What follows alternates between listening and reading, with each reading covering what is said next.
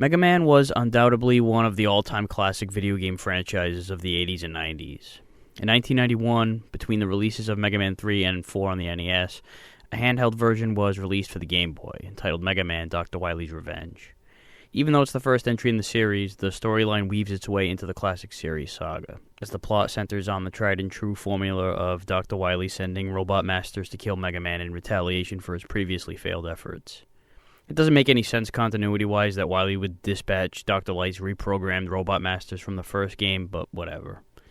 Most of the components, such as the enemies, abilities, etc., are based off Mega Man's 1 and 2 from the NES.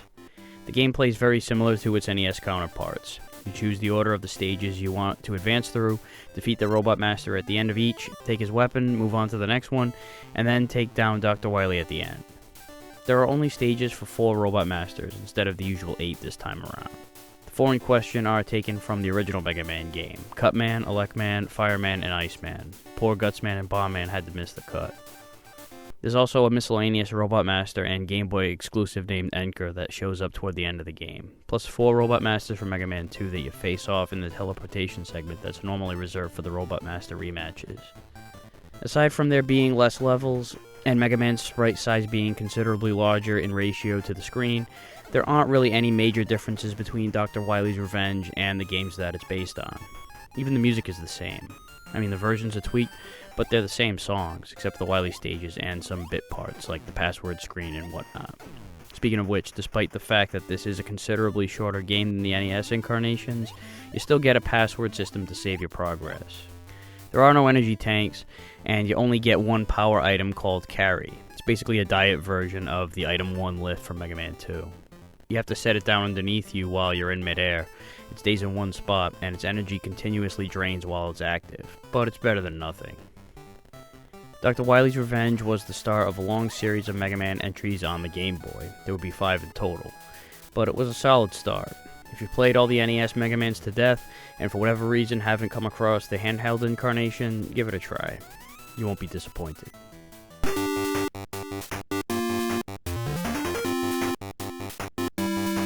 So, despite the fact that he's a pain in the ass in the original game using only the arm cannon, you're going to want to pick Electman first.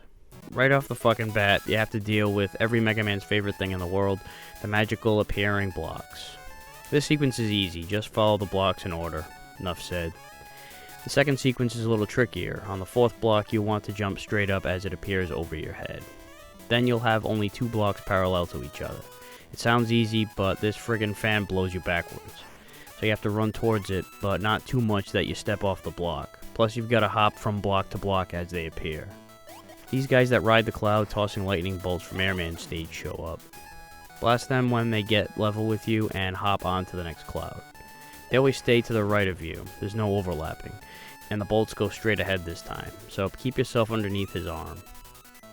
Wait for these suction cupped eyeball guys to line up with you and wipe them out. Then leap onto the block that appears against the wall and quickly jump up to climb the ladder. This part is a huge pain in the ass. 2 electrical charges with 1 narrow platform to jump onto in between, plus a fan blowing you back, and there's spikes underneath.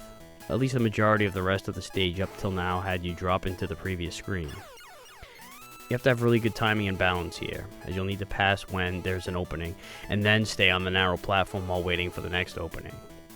You have to jump around in this situation. If you run, you'll move too slow to bypass the charge. If you jump, you'll be able to make progress quicker. Just make sure to center yourself on the narrow platform. Be careful here. Then at the home stretch, you have to deal with this monstrosity. He'll take short or high hops. There's no real way to predict it, so stay close-ish and dash under him if he does get up in the air. You won't be able to pump enough bullets in him with the regular arm cannon, so this is the only way to get by him unscathed. Electman isn't as difficult in this version as he is on the NES, although it helps to have the wide open area this time around. He does a lot more jumping than attacking with his elect beam, which only deals out moderate damage. Jump and fire, staying level with him from a distance as you attack and dodge the elect beam if he fires it. When he gets close, run underneath him when he jumps and reclaim a safe distance. Keep this up until he's dead, and you'll acquire the elect beam. Just like in the original game, the weapon fires an electrical charge in 3 directions: forward, up, and down. Next up is Iceman. The first stretch has these guys that swoop down. Shoot them before they even get a chance. Keep in mind that most of the stage is icy and you're liable to slide around, so watch your footing. Another ice problem are these blocks of ice that float around. Standing on them for a short period of time causes them to melt under your feet. You can grab a weapon capsule here under this block if you want it, but shoot down these pricks and watch your footing on the ice. There are spikes underneath all this shit. Then you've got these ice daggers that drop from the ceiling. They're not immediate death, but they deal damage. They also act as a platform once in the ground, so let them drop around you in this sequence, using the last one as a stepping stone to the ladder.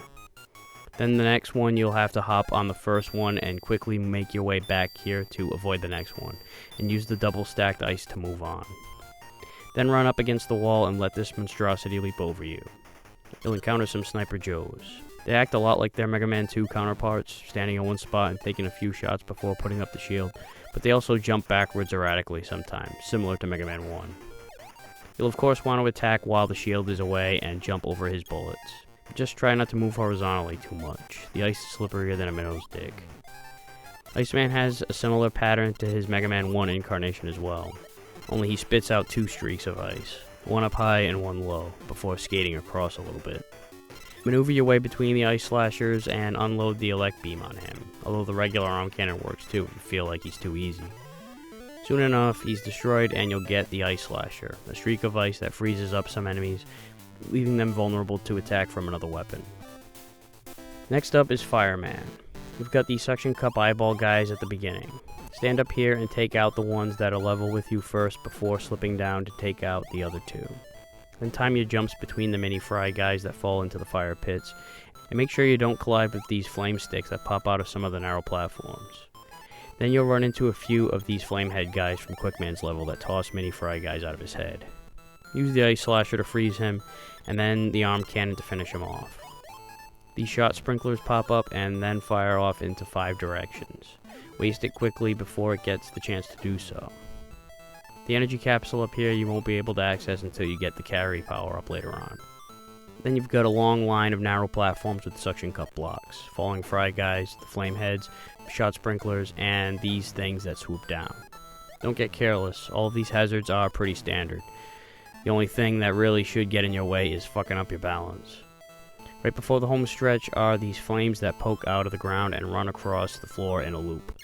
Getting the timing of the jump correct isn't the easiest thing in the world to do, so if you can't manage it, just use the ice slasher to freeze it up. Keep in mind how much ammo you have with this weapon, as you're going to use it on Fireman, who's just up ahead. His attacks are similar to NES Mega Man, except he doesn't fire the firewall at you as rapidly. He mostly sends off the one shot, waits a tick or two, then fires off another one, sometimes scurrying back and forth in the process. Using the ice slasher will make short work of him. Just jump over the flame walls, keep a safe distance, and unload until he's dead, and you'll get the firestorm. A half fire attack and half fire shield, although the shield is very temporary and doesn't seem to protect you from much anyway, but oh well. Last robot on your hit list obviously is Cutman. Use the ice slasher to freeze these spinning wheels of spikes that run along the floor, and then finish them off with the arm cannon. Then use the elect beam against these guns that activate when you get reasonably close to them and fire off in 5 directions. When you get here, climb up on this conveyor belt and run against it to get an extra life that's stashed back here. After taking out the spike wheel here, be careful when jumping from the next platform if you do choose to go down to get the weapon capsule. Wait for this prick to make his presence known before advancing. When you get to Sniper Joe, use the ice slasher once he pulls his shield away so you can unload on him without having to jump between bullets. These floating scissors will show up to cut you down. They'll travel straight and then start a wide clockwise rotation. You can freeze them with the ice slasher, or just time your jumps in between when it passes. The slasher works wonders against these gargantuans. Either shoot them down once they're frozen, or just run underneath them if they're stuck up high enough. At the home stretch, be careful with these scissors on the conveyor belts. It's harder to keep yourself lined up correctly with the floor shifting, so you're better off freezing it. Just make sure to freeze it high enough to walk under, otherwise shoot it down. Cutman has the same attack pattern as his NES counterpart, walking, jumping, and tossing his rolling cutter off his head in an attempt to kill you. He's a little bit faster this time, as is his weapon, plus he doesn't get pushed back like he did before with the arm cannon, so he's more challenging this time around. His weakness is obviously not Gutsman's power arm, as said Robot Master is conspicuous in his absence. So you're going to want to use the Firestorm instead. Keep close to him, as the shield part does more damage due to the repeated hits, and soon enough you'll burn him up and earn the Rolling Cutter. This is a weapon that slowly rotates in a circle. You'll also get the carry power up. So now it's on to Wylie and a Skull Castle. Right away you'll get to use your new toy and carry your way up to a few power-ups. Kill the suction cup eyeball blockheads as you ascend. Then you'll run into a plethora of these guys, but 3 of the 4 of them are vertical and out of your way, so just stand back against the wall and take them out from there, and then jump to shoot down the one that travels horizontal.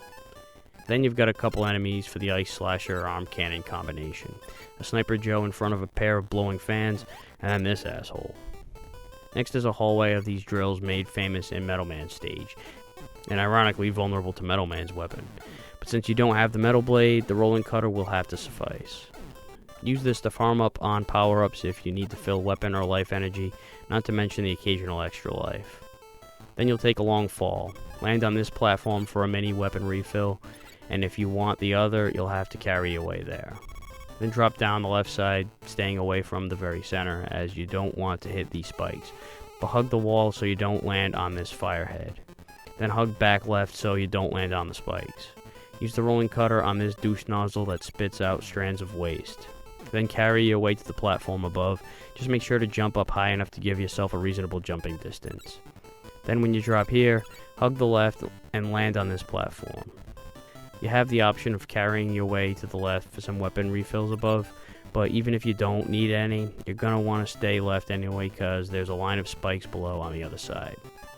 Then you'll have to deal with these pesky electrical charges with the addition of a fan trying to blow you back. Try to jump into the narrow safe zone when there's an opening, and run in place a little bit, keeping yourself steadily between them until the opening presents itself, then charge through. At the home stretch is another line of these drills. Max out on health and ammo. On the next drop, you have an extra life presented on the far side once you land. It's very inviting, but you have to be very precise with centering yourself with the carry platform to be able to reach it. And if you miss, you're going to hit the spikes below. So you very easily could risk losing lives for the benefit of one extra one. So I recommend saying fuck that and head down the center where there are no spikes and hit up the teleport system. There are 4 pods here, and you'd expect to face off with the same Robot Masters you met earlier in the game, but nope, you get 4 from Mega Man 2 instead, further cementing the coagulation of the 2 games for this version. To make things even more interesting, you'll actually acquire these guys' weapons once you defeat them. First, go to the lower left to fight Flashman. He just runs back and forth, jumping here and there, and once in a while flashes the Time Stopper, which freezes you. If you can time it right, no pun intended, try to be in the air when this happens so his plasma shots sail right by underneath you. Keep your distance and send the Ice Slasher his way to take him out and acquire the Time Stopper, which freezes everything around you, and unlike the NES version, you can actually pause the game to keep it from running out in one go. Then visit Quickman in the upper left. Fire off your newly acquired weapon to freeze him and slowly drain his health. Use the Firestorm the rest of the way. He's a bull in a fucking china shop, so the shield should protect you from his quick movements. Again, no pun intended. And fire off as rapidly as possible as he runs inexplicably into the wall. When you finish him off, you'll get the quick boomerang from him. Go to Bubble Man in the upper right next.